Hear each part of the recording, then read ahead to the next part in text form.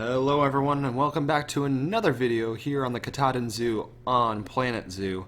We are here and we did a few things off camera that involves two things, which is this little bridge right here which we customized so it kind of changed up the look a little bit so it wasn't as wooden and it made it a little bit more of a modern look to it, which fits in with our zoo better.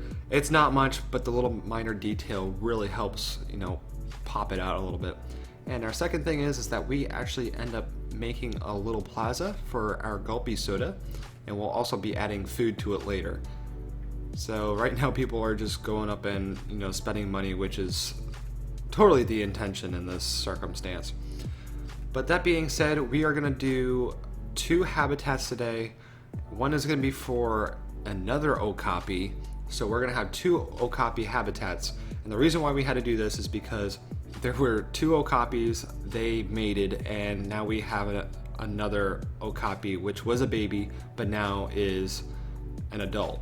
So now they're fighting with each other, which is not good, and I don't want that to continue, so therefore we're going to make a second habitat for them.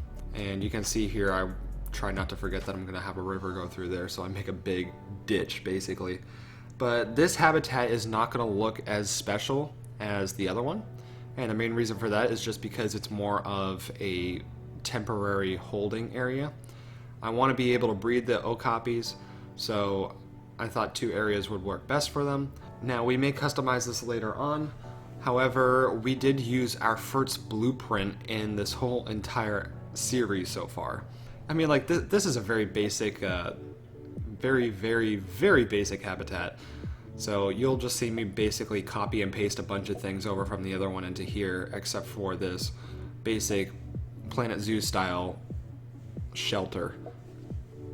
Now I did say we were making two habitats. The second one is actually going to be for our brand new timber wolves.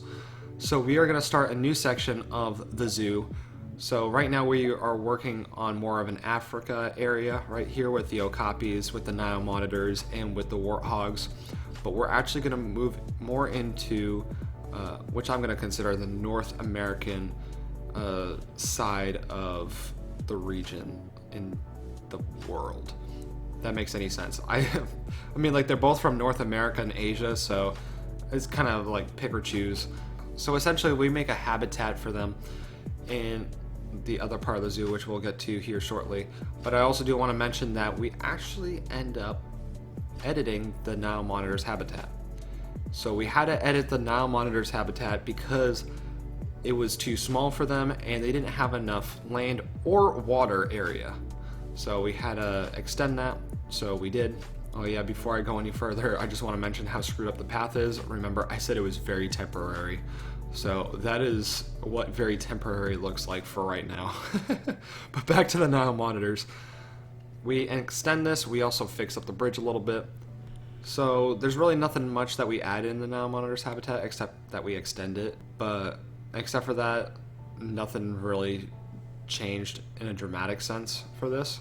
But the other thing I do want to talk about before we get to our timber wolves habitat is that we are managing this area quite nicely. And what I mean by that is that we have figured out a more efficient way to utilize our keepers in this game. Oh yeah, sorry, all these Nile Monitors, I forgot to close the habitat, so the Nile Monitors scared off all the people and everybody ended up running out. And by the way, I did not know boxes float on water in this game. Like, I just added in water and the boxes floated right up to the top. So that was a whole experience in itself. But as I was saying, our staff actually have rosters now, so they work in certain areas. So like the three habitats over by the common warthogs and the Okapis and the Nile Monitors is one, and our second is our exhibit area with all the snakes at our snake house, along with our second Okapi habitat. But going on over to the wolves, we have a brand new section going on, which is going to look beautiful at the end. Right now it looks like mayhem and what I'm trying to figure out. But I want to let you guys know right now is that I did have a thought process through this that just didn't work out the way I wanted it to, so I decided to scrap the idea.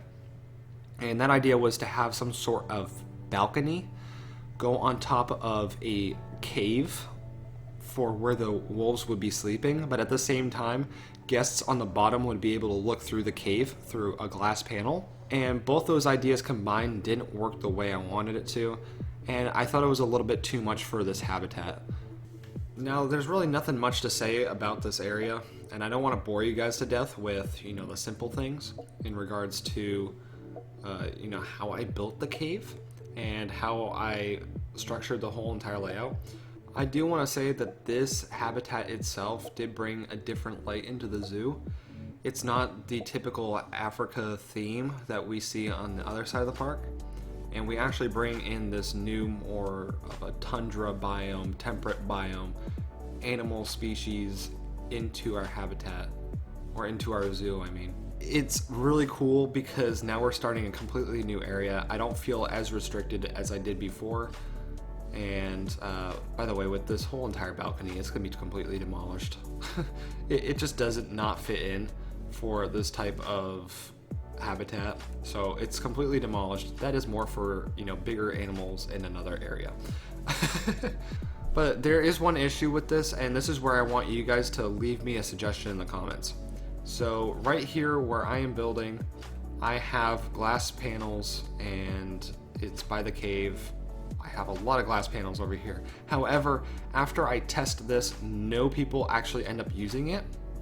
So I am wondering, and I want your opinion, whether or not I should remove the one glass panel that is on the opposite side of the habitat, so close to where everyone walks from. If I should remove that or if I should keep it. Now you'll see the final product here in a few minutes. But that being said, nobody else is visiting the other part of this habitat. Nobody's walked by. So, I mean, people would end up walking by there if I were to add more habitats along the other side of this habitat, but I haven't yet, so nobody's going over there, which kind of defeats part of the purpose. But that being said, I forgot, I also added in this little pride rock, which I think is awesome. And it's a very rocky area compared to other areas, which I thought brought a new unique concept to this area, because a lot of the other things we've been doing is just more simple land with just trees and not so much rock. But getting into a little bit more of the things that we plan on doing from here is that we will be expanding this area, but I think for the next episode we have to figure out what we're going to do with the staff center in the middle, because as of right now it is a complete eyesore to this whole entire zoo. So that's probably going to be our next project, and from there we will figure out what else to do, and so on and so on. So since this video is coming to a close in a few moments, I do want to point out a few things. If you guys are new to this channel, be sure to hit subscribe. But if you do not already know this, we do have our own Discord channel.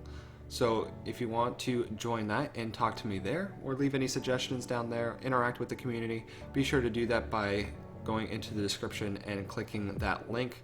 But if you guys would be so kind to like this video for any sort of support, I would highly appreciate it. If not, it is what it is. But I appreciate you for listening. But other than that, I will see you guys in the next video, so take care.